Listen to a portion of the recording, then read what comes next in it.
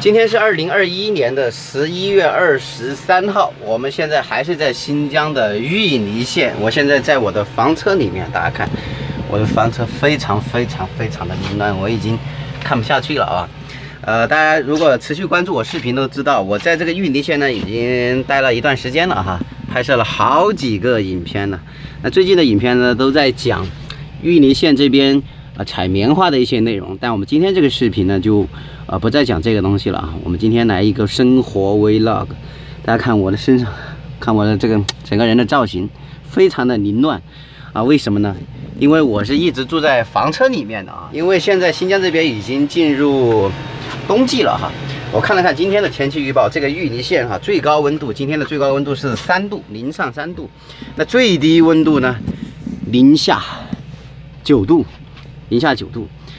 那我们呢一直是住在房车里面的，房车到了冬季以后呢，有个很严重的缺点和缺陷，就是没办法注水了，因为水路会结冰，会冻住。如果在北方生活过的朋友都知道哈，冬季的话这是没办法的哈。房车你要解决这个问题的话，你就得去花很大的代价去做这个水路这个保温，就很复杂很麻烦的。所以呢，我也不打算去做这个东西。到了这个季节哈，车上没水了就很难受了。大家看我车里现在的状态就知道我今天打算干点啥哈。没错，我打算把自己收拾一下，还有车里收拾一下。自从我买了房车以后呢，我基本上就没有再住过店了。那我今天呢，打算去住个店，把自己好好洗一洗，然后车内的这些脏的衣服啊，还有床单被罩啊，这些全部拆下来，通通去给它洗一遍。我也是属于难得住一回店的人哈，不太喜欢住旅店了哈，因为现在在车里面住习惯了，再去住旅店的话，反而觉得没那么舒服了。像有些人他觉得可能住旅店会舒服一点，但我觉得就不一样了。反正我一年365天，我基本上有300天以上可能都住在车里啊。所以说车给我的感觉就是我的家了。但是到了新疆这边的话，因为这边的空气非常的干燥哈，灰尘也蛮大的。因为这边的话就在塔克拉玛干沙漠的边上，所以这边的话都比较脏一点。尤其你在街上去开车走一走，你就发现这边的车哈，10辆车，有9辆半都是灰头土脸的，并不是说大家去了什么泥巴地里或啥的，并不是这样，是因为这边的本身的沙尘就比较大，因为它就靠近塔克拉玛干沙漠，再加上我现在缺水了，真的是很难受哈。那我们都已经开上房车了，还要去住店，是不是说明这个房车的用途不是很大呢哈？房车最大的用途就是解决了你旅途当中尤其是连续的长时间的旅途当中你每天省去了你每天去找宾馆、找住宿、去找吃饭的这个时间。那像假如你到了一个风景很好的地方，是吧？如果你是长时间出门自驾个10天20天的，是吧？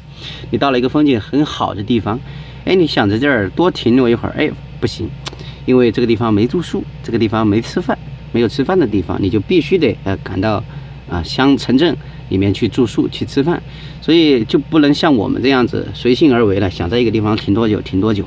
所以这才是房车真正的用途哈，并不是说像一般的旅行者开着房车好像还跟住宾馆那些啥一样的，就是去一些旅游景点啥的。大家看我去的一些地方都是一般是很少人去的地方哈，一般很少人关注的地方。就像我们现在去采棉花一样，我把我的车已经开到棉花地里面去了。我现在都不敢去我的外面拍我的整个这个车哈，现在我整个车现在已经脏的就是大家去看前面的视频就知道啊，像前面有一个采棉花的人，他开了一个车过来接这边的工人，那个车他特意把他的车牌擦了擦，把车牌亮出来，他整个车就只剩车牌还看得到了，其他地方根本全都看不到。我现在的车的状态也都差不多但是你去洗车意义不大，在这边哈，洗车意义不大，因为这边的灰尘就像我们前面说的沙尘实在太大了。车对我来说是我的家，也是我的一个工具哈它假如它不能带我去我自己想去的地方的话，那么它就是一个废物它就意义不大了。所以这是每个人使用房车的一个需求或者说用法不同的地方哈。那我们废话少说，赶紧把活干起来，不然今天又干不了啥了哈。因为新疆比较冷嘛，本来我们就起来的比较晚一点的。加上这段时间我做的片子时长都比较长，每个片子都做了字幕的，大家发现没有？我最近的片子都做了字幕的，并不是我找到人帮我做字幕了，而是这些所有的字幕都是我自己做的啊。还有另外有些朋友在说，是不是可以用这些语音识别的类的软件 ，AI 识别软件？其实 AI 识别的软件我早就用过，几年前我就用过。大家要相信我是一个做自媒体的人，所有新鲜的事物、新出的一些东西，我都是乐于尝试的。我并不是一个很守旧的人哈，我是一个很愿意尝试新鲜的一个东西的人。但是那个 AI 识别字幕那个软件呢，以前我用过几个，就发现特别难用，基本上识别率很低很低。你识别完以后，你还要去改很多的错字。但最近呢，我发现有2个软件识别率还可以，然后也能达到90%左右吧。然后自己还是得改一些，自己还是得去对一些时间轴。另外就是像我们最近拍摄的影片呢，很多老乡都是说的方言采音收音又不是很好，声音有大有小是吧？它的识别率就更低了。所以这几个影片，每个影片我做字幕的时长都很长尤其是那个40分钟的那个影片的字幕，我花了5个多小时。后面这个30分钟的这个片子字幕呢，我也花了3、4个小时吧，都很长去做字幕时间。像以往这种片子呢，我都不太想去给它做字幕但是这2个关于新疆棉花的这个片子呢，我都是给它做了字幕的。目的呢是想让这2个片子传播的更广一些，让更多人听懂里面的人物的一些对话，也把大家对于新疆棉的一些误解能有一个更加全面的一个阐述。我出来旅行的目的不是出来为了享受生活，而是去拓展自己的视野，去看一看外面的东西，去了解一些自己如果在你自己日常的生活当中可能一辈子都无法了解到的一些东西，了解到的一些内容。所以很简单嘛，总结起来就是拓宽自己的一个视野所以我一直，尤其是买了房车以后，我基本上没有再拍过，很少再拍生活向的内容了。我基本上都是去拍一些自己感兴趣的内容。我一直试图让自己的影片更有时代意义。20年、30年以后，甚至是50年以后，我的影片还能够流传下来，成为后世的人们观看这个时代、了解这个时代的一种途径。所以这就是我的想法，很简单就是记录这个时代的一些东西扯得有点多了我们赶紧把活干起来光说不练了，等下就变成了。然后我这个床呢，也可以给大家讲一讲我现在是怎么垫的。下面是这个床自身的垫子，这上面垫了一张羊毛毯，羊毛毯下面再垫了一个电热毯。现在这段时间因为比较冷了嘛，我都平时自己在下面的时候我都开着加热器，现在你看我加热器一开，现在车的已经打到25度了已经打到25度了。但是你在上面睡觉的时候的话，我晚上就没有开加热器了，我都开着电热毯睡的。但电热毯如果你不垫一个稍微厚一点的东西的话，你睡在上面就会有一点硌人所以我上面再垫了一个羊毛毯。现在的话要洗的就是床单，毯子就不洗了毯子比较重，这些脏的东西就得装桶里了。这个床单被罩到时候拿去洗。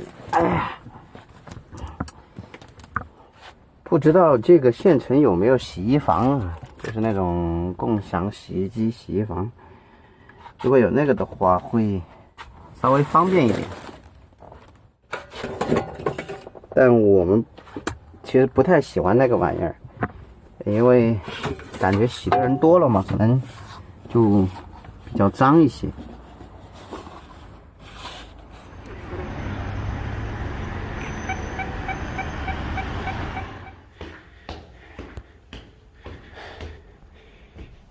这个房间128岁，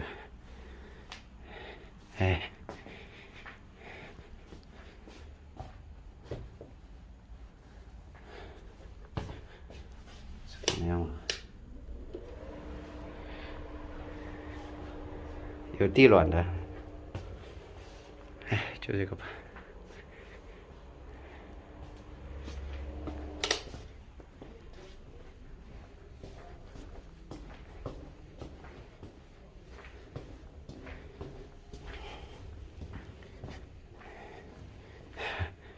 床单被装成晾车上面。这里还有一个宾馆，我们也来看一下。这个多少？这个120吧？嚯，128的房间这么小啊！108是不带窗户的。所以说找宾馆也是一个挺麻烦这个事情了，你得去最好看一下房间啥的。100，价格我看他们定的都是一样的，什么128、118，都是这样定的。感觉就一般般吧。这宾馆还挺贵的。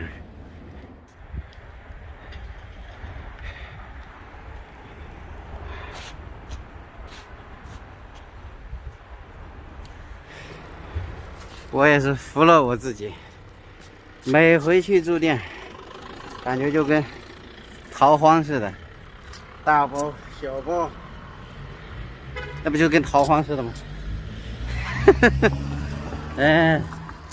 所以我不太喜欢住店，这也是其中一个原因。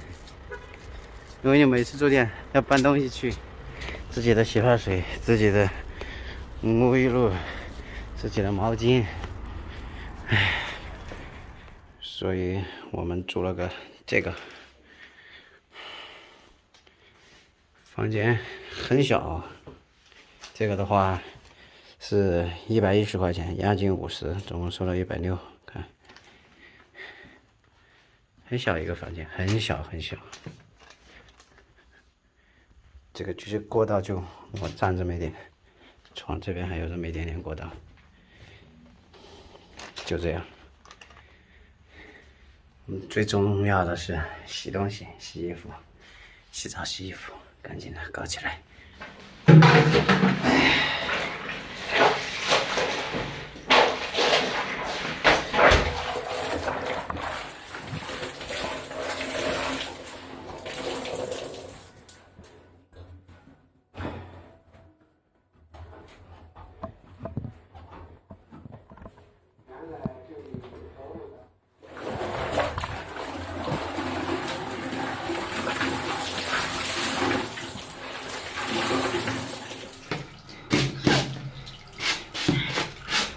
这里可以拔罐、刮痧，我来弄一个。最近腰酸背疼的很啊，赶紧搞一个。哎呀，按的相当舒服，我都睡着了，竟然睡着了，太不争气了，舒服舒服。现在把这些被子呀、衣服啊，全部先晾在这里了。估计干不了，晾卫生间里面估计也不行。哎呀，这个袜子干不了，干不了。我们现在躺上床，看个节目是吧？大家觉得怎么样？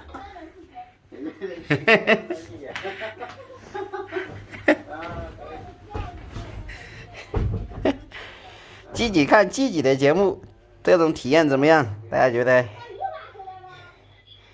朕的弹幕大军呢？刷起来！100多块钱。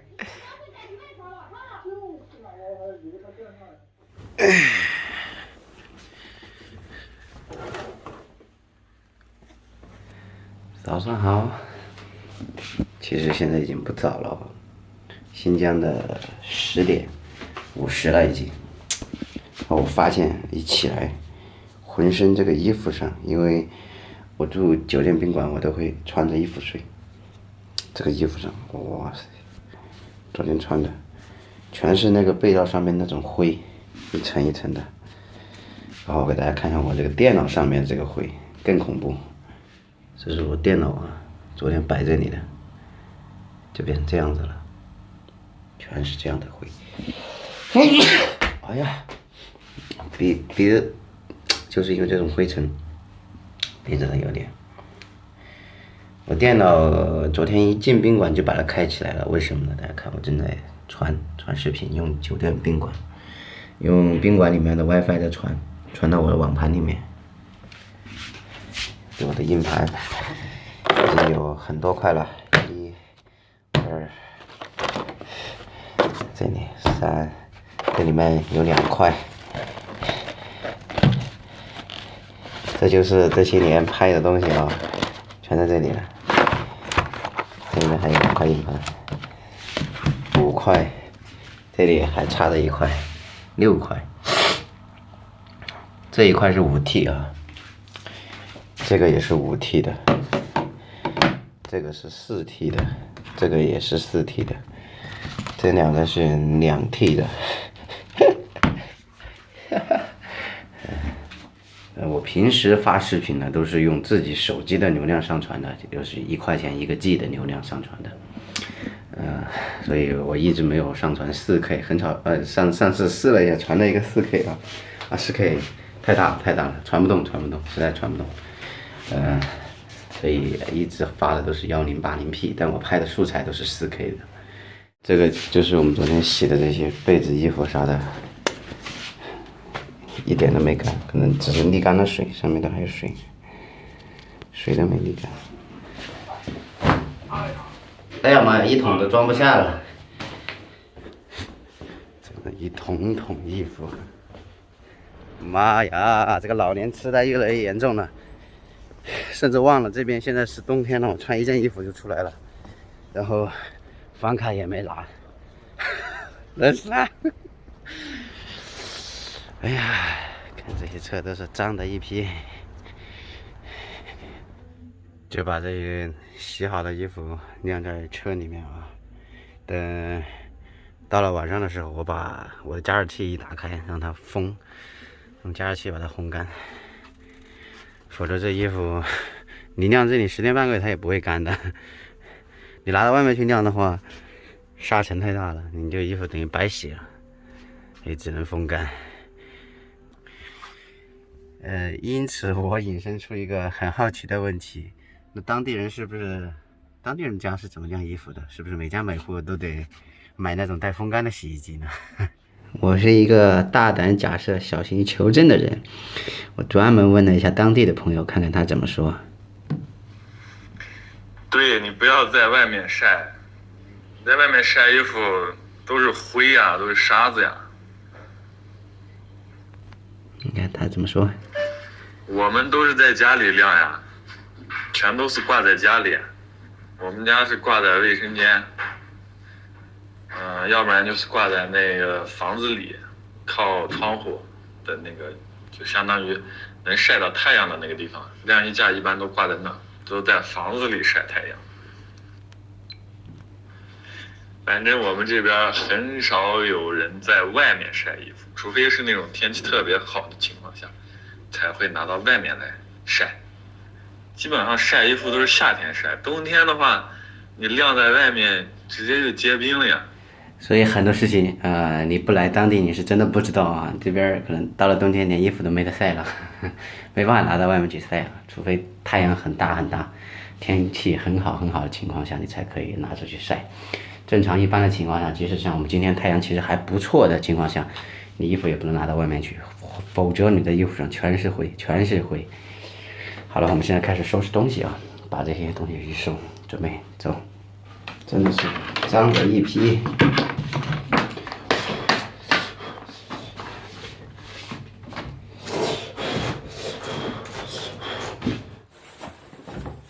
硬盘论斤卖了啊，谁要硬盘？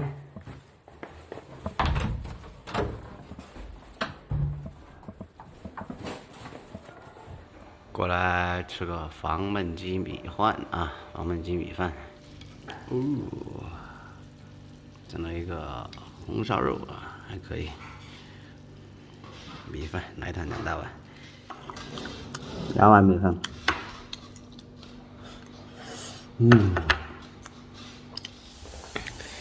吃完饭顺便在老板这里接了2桶自来水，现在我就用这个桶接了。哎呀，整个冬天就靠这样解，维持一下生活这样解。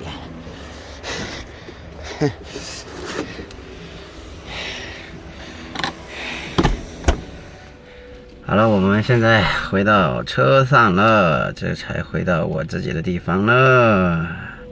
为什么我们前面说在库尔勒，不是库尔勒，在这个县城玉里县这个还有工作没做完呢？其实还有2件事情啊，也可以说是一件事情，就是我的采棉花的片子发出来以后。我们家里面有很多的亲戚，其实他们都想要这边的棉花做被子。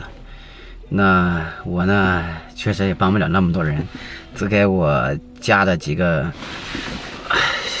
我爸的几个兄弟，给他们寄一点被子，总共呢可能要做10几床、20床这样子。就我小叔还有我3叔。然后我爸说他也要6床被子，然后我自己家到时候我也得寄个几床进去，几床回去。所以因为要做这么多被子嘛，而且这些都是自己最亲的这些亲戚啊，就也尽量就是找好一点的棉花，然后各方面做工啊什么的都好一点的。所以我们就问了当地的朋友，他认不认识这种棉花制作厂的。我们也想去厂里看一下，能不能在厂里买个20床被子寄回老家。然后他刚好给我发过来一个厂家的一个电话，顺便呢我们也可以去他厂里面参观一下。那我现在就联系一下这个厂家，看看他厂到底在哪里。据说就在玉里县啊，据说就在玉里县啊。我们打个电话看看，这个东西呢也不确定啊，不确定人家让不让我们去看这个东西啊。我们可以打看啊。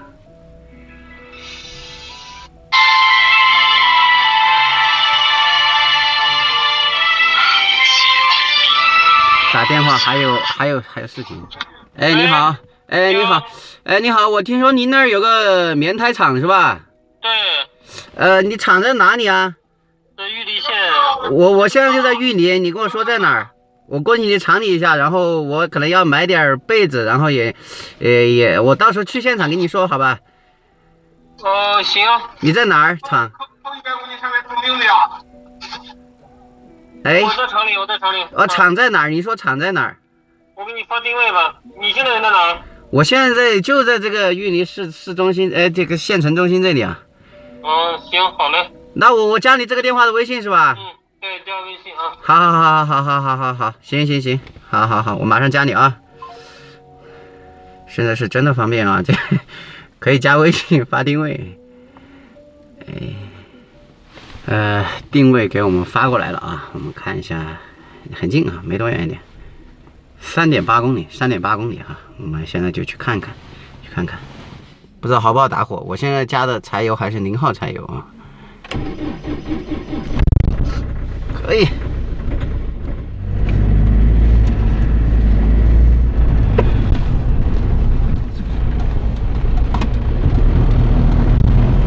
哇，全是棉花呀！好了，我们现在已经到了玉里县的一个棉花收购厂加工厂的门口了。接下来呢，我们就要进到厂里面去参观，从棉花从收购到制作成品到棉被的成品制作的一个整个的一个过程。为了照顾不同观众的观看喜好，关于我生活 vlog 的部分呢，就到这里结束了。那接下来呢，我会专门制作一期这样的专题视频，在下一个视频里面喜欢观看的朋友就去观看啊，因为我们连续发了好几个关于新疆棉花的节目了嘛。